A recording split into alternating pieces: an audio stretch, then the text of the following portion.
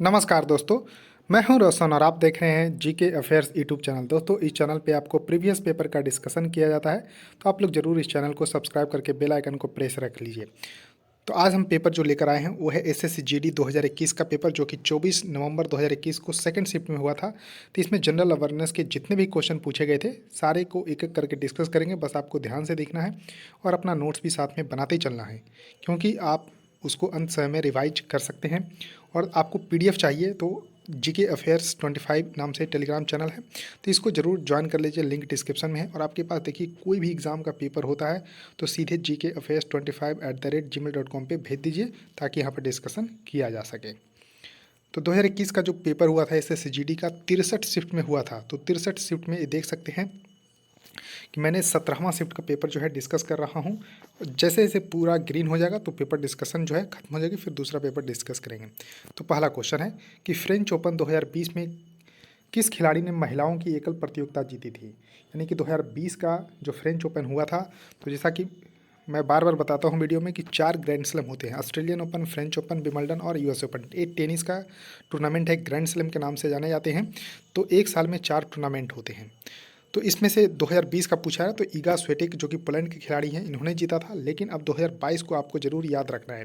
तो देखिए 2022 का जो फ्रेंच ओपन हुआ है वो 126वां एडिशन है, 126th एडिशन है। इसको ज़रूर ध्यान रखिएगा। और यहाँ पर देखिए क्ले कोर्ट पे खिलाया जाता है, सबसे बड़ी बात होती है। और क्ले कोर्ट के बादशाह माने जाते हैं राफेल नडाल, और राफेल नडाल ही यहाँ पर मेन सिंगल का खिताब उन्होंने जीता है। और ईगा स्विएटेक जो है विमेन सिंगल का खिताब जो कि पोलैंड का है, तो इन्होंने जो है जीता है। तो इसको ज़रूर ध्यान रख लीजिएगा, इंपॉर्टेंट है। उसका देखिए नेक्स्ट क्वेश्चन है कि कोई वस्तु अपनी विरामावस्था या गतिमान अवस्था में होने वाले परिवर्तन का विरोध करती है, उनकी यह स्वाभाविक प्रवृत्ति जड़त्व कहलाती है। और न्यूटन का जो प्रथम नियम है उससे जड़त्व की परिभाषा मिलती है। जरूर ध्यान रखिएगा कि कोई वस्तु अपनी विरामावस्था या गतिमान अवस्था में होने वाले परिवर्तन, यानी कि वो अगर विरामावस्था में है तो विरामावस्था में ही रहना चाहती है, और गतिमान अवस्था में है तो गतिमान अवस्था में ही रहनी चाहती है। अगर उसके परिवर्तन में होती है तो उसका विरोध करती है। इस नियम को जो है जड़त्व, यानी कि इस गुण को जो है जड़त्व बोलते हैं। और न्यूटन के गति के पहला नियम से जड़त्व की परिभाषा मिलती है, जरूर ध्यान रखिएगा। क्वेश्चन है कि लोदी वंश की नींव किसके द्वारा रखी गई थी। तो देखिए दिल्ली सल्तनत का जो वंश है उसको मैंने बार बार बताया है कि गुलाब खिले तो सांस लो। इस तरह से आप निमोनिक्स जरूर याद कर लीजिए। गुलाब खिले तो सांस लो, यानी कि गुलाब से हो गया गुलाम वंश, पहला वंश है। खिले से खिलजी वंश, तो से तुगलक वंश, तो हो गया। उसके बाद सांस से हो गया सैयद वंश, और लो से हो गया लोदी वंश। तो बहलोल लोदी के द्वारा जो है लोदी वंश का जो है नींव रखी गई थी। और इसके अंतिम शासक थे कौन, तो ध्यान रख लीजिएगा, इब्राहिम लोदी। तो इब्राहिम लोदी क्यों 1526 ईस्वी में बाबर के बीच इनकी लड़ाई हुई थी, पानीपत की प्रथम लड़ाई। उसके बाद जो है मुगल साम्राज्य की स्थापना बाबर के द्वारा कर दी गई थी। तो इसको जरूर ध्यान रखिएगा। पानीपत की प्रथम लड़ाई 1526 में बाबर और इब्राहिम लोदी के बीच में हुआ, जिसमें बाबर विजयी हुआ, और उसके बाद जो है मुगल वंश की जो स्थापना की गई थी। तो संस्थापक थे बहलोल लोदी। क्वेश्चन है कि राज्यसभा से संबंधित संवैधानिक प्रावधानों के संदर्भ में कौन सा कथन सही है। तो देखिए आपको एक ही स्टेटमेंट याद रखना है कि भारत के उपराष्ट्रपति राज्यसभा के सभेन जो है राज्यसभा के पदेन सभापति होते हैं, पदेन अध्यक्ष होते हैं। तो जरूर ध्यान रख लिया। देखिए यही जो है स्टेटमेंट दिया हुआ है, करेक्ट आंसर सेकंड है। तो भारत के उपराष्ट्रपति होते हैं, तो इसको जरूर ध्यान रखिएगा। न कि प्रधानमंत्री, राष्ट्रपति, महान्यायवादी, ये सब नहीं होते, भारत के उपराष्ट्रपति होते हैं जो राज्यसभा के पदेन सभापति या पदेन अध्यक्ष। देखिए किस रासायनिक तत्व का परमाणु क्रमांक जो है 10 है। तो 10 जो है नियॉन का है, इसको जरूर ध्यान रखिएगा। देखिए helium, neon, argon, krypton, xenon, radon, ये आपको ध्यान रखिएगा कि हाइड्रोजन गैस है। तो नियॉन जो है आपको जरूर ध्यान रखिएगा।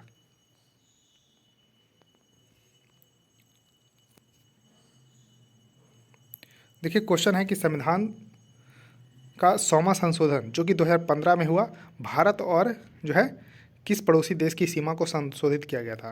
तो देखिए 2015 में जरूर ध्यान रखिएगा कि हुआ था 100वां संविधान संशोधन अधिनियम, जो कि 3 बीघा जो है कॉरिडोर के नाम से जाना जाता है, संशोधन हुआ। तो बांग्लादेश इसका करेक्ट आंसर होगा। क्वेश्चन है कि विनचूडो जो है एक नृत्य है, वो किस राज्य से संबंधित है? तो विनचूडो जो नृत्य है वो है आपको गुजरात से संबंधित, तो करेक्ट आंसर गुजरात होगा, यानी कि विनचूडो नृत्य का संबंध गुजरात राज्य से है। क्वेश्चन है कि अगस्त 2020 में किसने जम्मू कश्मीर के उपराज्यपाल के रूप में शपथ ली? तो देखिए 2020 में तो ली ही मनोज सिन्हा जी और अभी भी वही हैं, तो यानी कि पूछा जाएगा कि जम्मू कश्मीर के उपराज्यपाल कौन है, तो मनोज सिन्हा हैं जो कि अभी भी हैं। क्वेश्चन है कि 1925 में घटित कौन सा षड्यंत्र, यहाँ पर षड्यंत्र जो है वो डकैती से संबंधित है? तो काकोरी षड्यंत्र है, जो कि काकोरी ट्रेन एक्शन के नाम से अब जाना जाता है। तो 9 अगस्त, ध्यान रखिएगा 9 अगस्त 1925 को एक घटना हुई थी। तो भारतीय जो क्रांतिकारी थे उन्होंने जो है ट्रेन को लूट लिए, क्योंकि उस समय भारत के पास कुछ था नहीं, तो अंग्रेज का सामान था, तो अंग्रेज से लेकर जो है भारत को स्वतंत्रता दिलाने में इन्होंने महत्वपूर्ण योगदान दिए थे। तो जरूर ध्यान रखिएगा काकोरी षड्यंत्र था। क्वेश्चन है कि दीपा मलिक कौन सा पैरालंपिक्स में पदक जीतने वाली भारत की पहली महिला पैरा एथलीट बनी थी? तो 2016 के जो रियो पैरालंपिक्स हुआ था उसमें दीपा मलिक जो है पदक जीतने वाली पहली पैरा जो है महिला एथलीट बनी थी, तो इसको जरूर ध्यान रखिएगा। क्वेश्चन है कि ओलंपिक चार्टर के मौलिक सिद्धांत किसके द्वारा लिखित दस्तावेज पर आधारित है?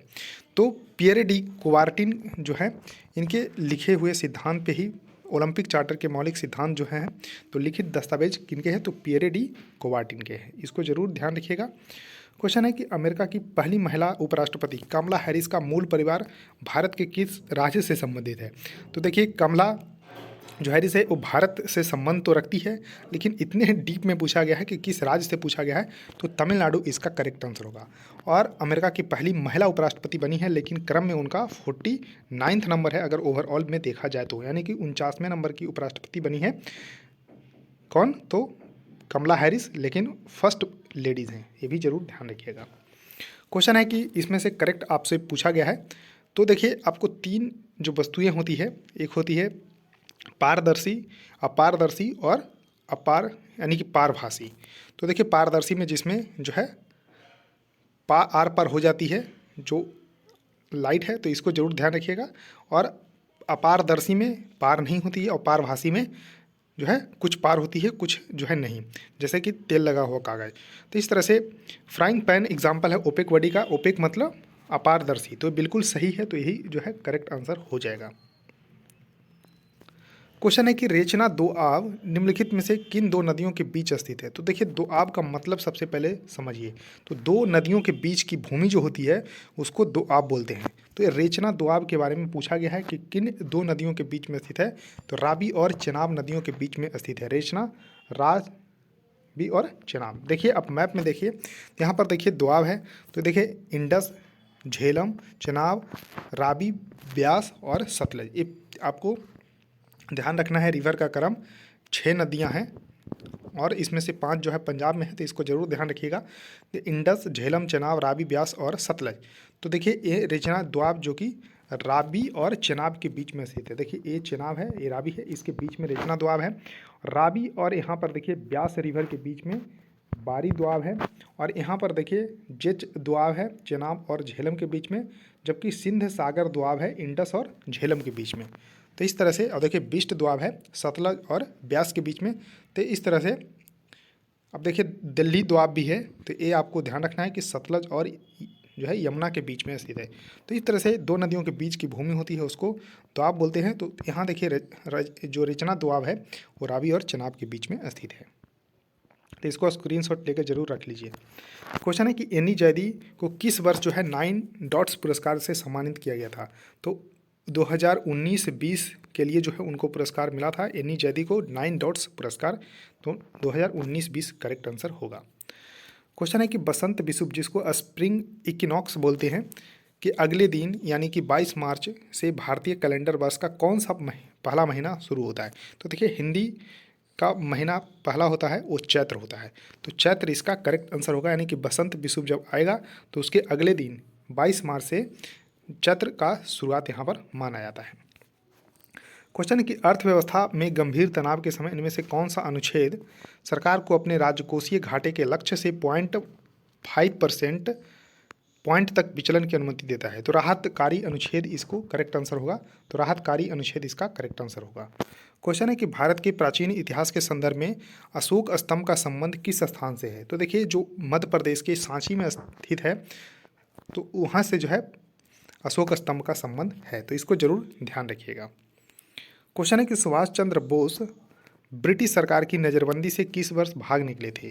तो 1941 इसका करेक्ट आंसर होगा।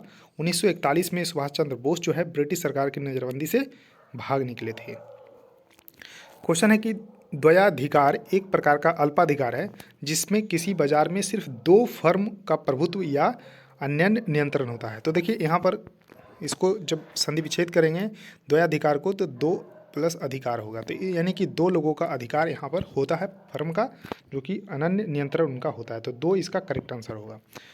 अब देखिए क्वेश्चन है कि कौन सी टीम आईपीएल 2020 का खिताब जीतकर 5 बार खिताब जीतने वाली पहली आईपीएल टीम बनी। तो मुंबई इंडियंस इसका करेक्ट आंसर होगा।